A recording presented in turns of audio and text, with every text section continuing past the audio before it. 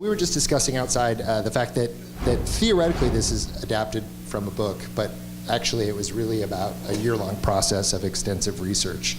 Could you just talk a little bit about that? Yes, well the thing is that it's a really, really famous true story, obviously. It's a very famous story in Denmark.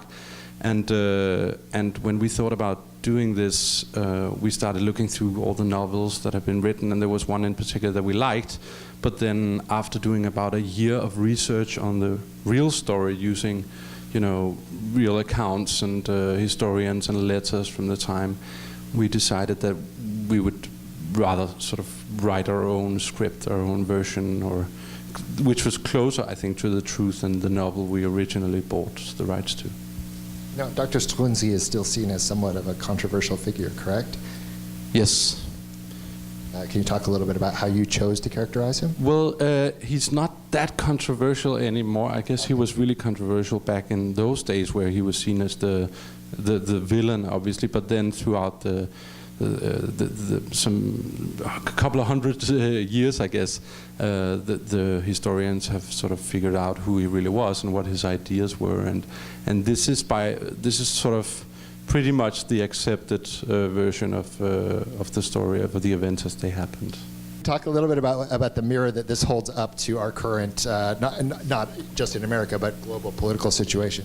Well, I was definitely most attracted to the political aspects of this story when I sort of started researching it and even thought about doing it. I've done one political film before, or a political thriller back home. So I was very interested in that aspect, and I think it's quite interesting to notice that human nature doesn't really change, and that the politics don't really change. It's the same things that are going on back then, the same discussions they had back then that we still have now, not only in American politics, but also in Denmark and Europe and the Middle East, with all these things.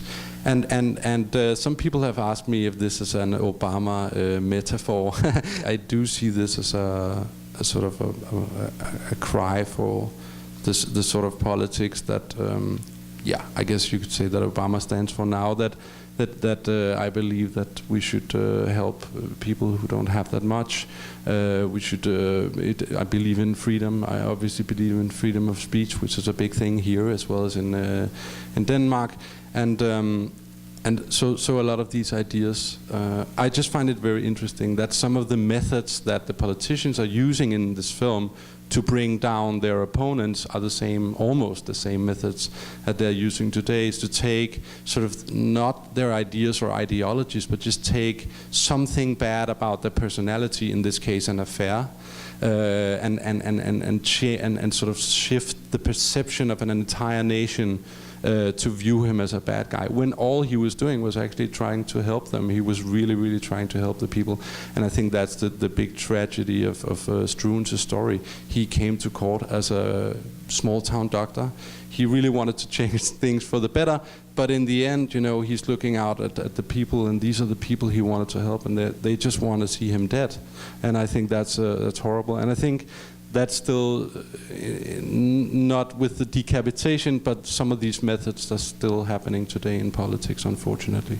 You strike this really interesting balance in the film between the unreal beauty of the court scenes while still achieving a certain earthiness to it that keeps it from becoming stodgy costume drama. I just wondered how you could talk about what your models were, what were the films that you watched while you're preparing for it, and how you sort of found that balance as an aesthetic. Well, instead of maybe talking about models, well, I could talk about some models. I did look back. It's a kind of an old school film, I did look back at some rather old films of the 40s and the 50s, and I do enjoy, the old epics, Gone with the Wind. I do love David Lean's films, for instance, which we did not have the budget to match anything of that kind. But then again, we also wanted to really keep a very intimate narrative, and I really wanted to be close to the characters and not have it feel like an objective, historic piece.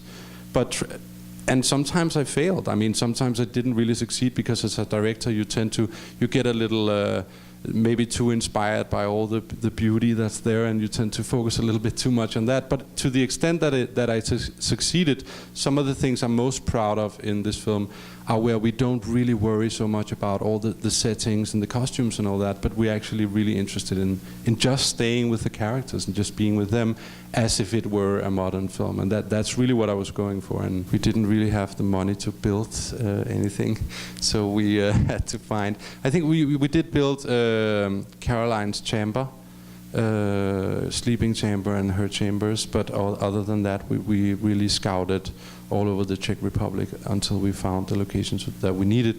Because in Denmark, everything is so modernized, and there are McDonald's on every corner. You can't really. It's really hard to shoot. The old streets just don't look old anymore. I was wondering how you started filmmaking. Like, what was the thing that inspired you to create something so like this? I was a child of divorced parents. I'm getting personal now. I have no idea why. Probably I've spent too much time in LA. I was a child of divorced parents, and I was one of the ways that I sort of cope with that was go to the movies a lot when I was very young, and often alone. And then I saw E.T. I think at the age of 10, and that sort of, and from that moment I was hooked. I guess I went out and bought a Super 8mm camera and started filming with my E.T. puppet, small stop motion animatics, and I was sold. I guess I was just in love with the concept of storytelling and getting your emotions and your feelings and your ideas about the world out through fiction storytelling, which I think is extremely powerful. It's a wonderful world to live in, and it's a very gratifying, sometimes not so gratifying, but sometimes quite nice, way of expressing yourself.